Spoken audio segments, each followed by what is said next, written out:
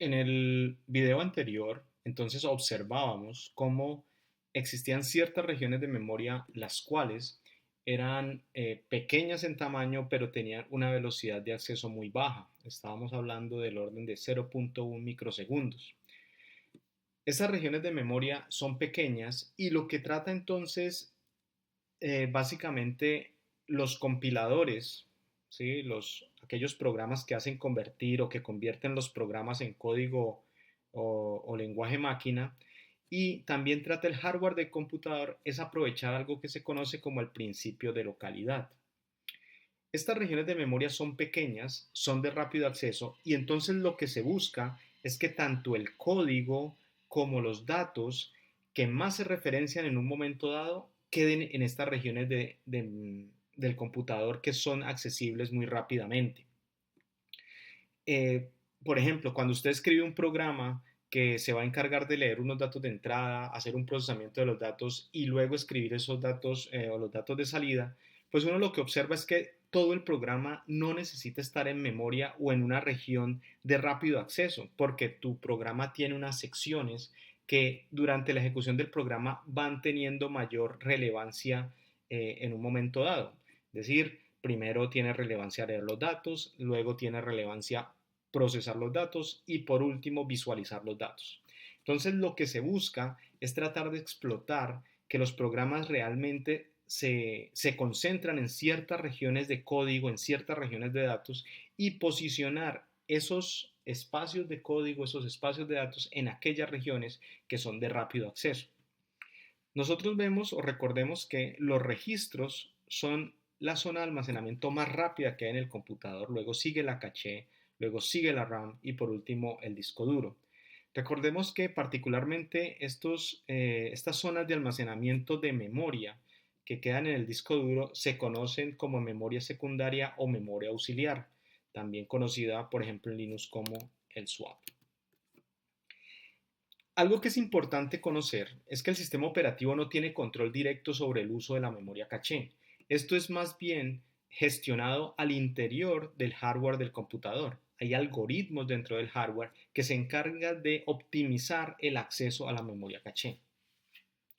Recordemos entonces que las instrucciones del procesador acceden a datos e instrucciones. El acceso a memoria RAM es mucho más lento que el acceso que se tiene a la CPU. O sea, el acceso a memoria RAM, podríamos pensar, oh, qué bien, tenemos gran RAM y mi programa va a correr mucho más rápido, pero hay que entender que hay otras regiones del procesador que son mucho más rápidas como los registros y la memoria caché.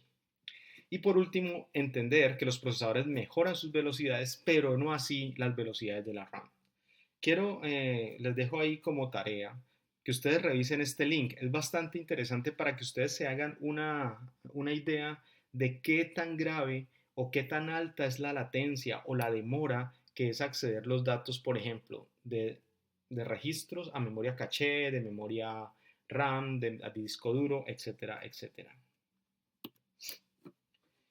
Bien, lo que buscamos entonces es que tengamos claro que la CPU tiene unos registros, pero se apoya en la caché para no tener que ir siempre por datos a la memoria RAM que es muy grande.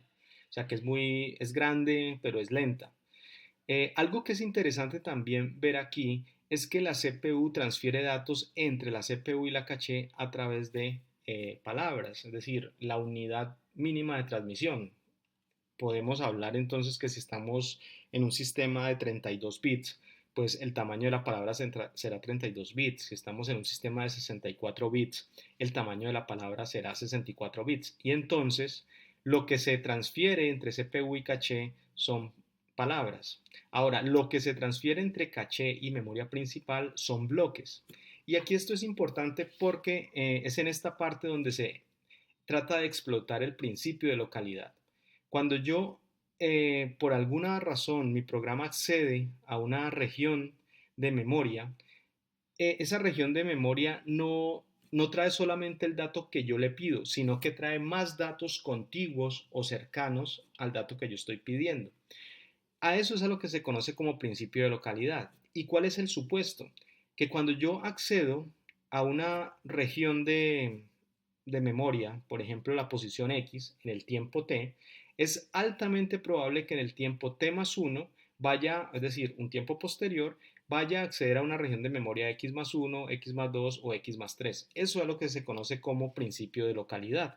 Entonces, lo que buscan hacer los cachés de los computadores es tratar de explotar ese principio de localidad, traer un dato que está en memoria principal, pero también datos que están contiguos, de modo que se pueda más adelante seguir accediendo a la información yendo directamente a la caché y no tener que viajar hasta la memoria RAM. Eh, en la clase mencionamos entonces que teníamos la CPU. La CPU tenía lo más cercano, además de los registros, o lo que seguía después de los registros era el caché nivel 1, luego el caché nivel 2, luego el caché nivel 3 y por último la memoria principal. Entonces, entre más pequeño sea el número de la caché, más rápido será el acceso a los datos que se encuentran en estas zonas de almacenamiento.